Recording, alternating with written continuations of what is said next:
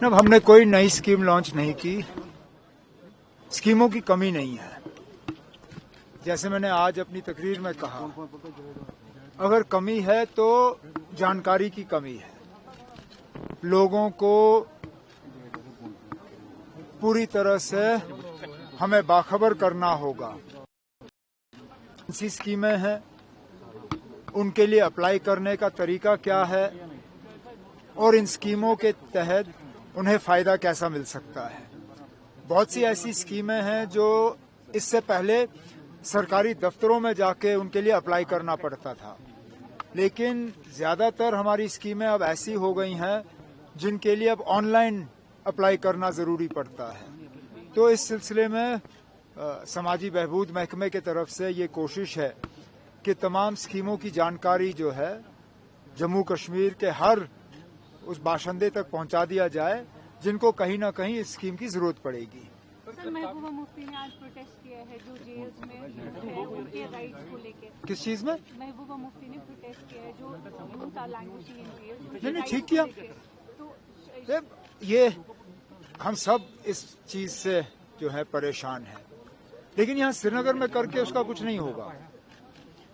जम्मू कश्मीर की सिक्योरिटी के फैसले जो हैं वो दिल्ली में लिए जाते हैं, वो होम मिनिस्ट्री में लिए जाते हैं।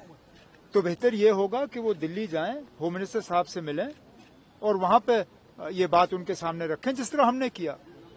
हमने ये बातें जो हैं दिल्ली में होम मिनिस्टर के सामने रखी क्योंकि फैसला वहां से होना है। बाकी अगर ये सिर्फ दिखावे के लिए करना है तो फिर यहाँ कर लीजिए, कोई किसी को इससे एतराज नहीं होगा। अब मैं नहीं जानता हूँ कौन है जो सुप्रीम कोर्ट गए थे अर्जेंट हियरिंग के लिए। हम भी चाहते हैं कि इस फैसले में और देरी नहीं हो। हमें भी हुकूमत में 10 महीने से ज्यादा हो गए हैं और पहले दिन से हम स्टेटहुड के पीछे लगे रहे। पहली कैबिनेट की जो हमारी मीटिंग हुई उसमें सबसे पहला फैसला हमारा स्टेटहुड का रेजोल्यूशन पास करना था। जो मेरी पहली मुलाकात वजीर आजम साहब से हुई उसमें पहला काम जो मैंने किया वो कैबिनेट का रेजोल्यूशन मैंने उनके हाथ में थमा दिया। हम इंतजार करते आए लेकिन हमारी इंतजार का भी कोई हमें फायदा मिला नहीं। अब चलिए, अफसोस की बात है कि सुप्रीम कोर्ट जो है 10 अक्टूबर से पहले इस बात को सुनने के लिए तैयार नहीं है।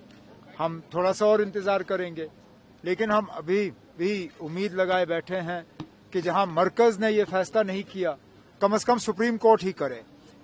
अगर हम बिना सुप्रीम कोर्ट के इलेक्शन का वो जो हुक्म आया था, अगर वो हुक्म हमें नहीं मिला होता, शायद ही मैं आज यहाँ वजीर आला की हैसियत से आपसे बात कर रहा होता।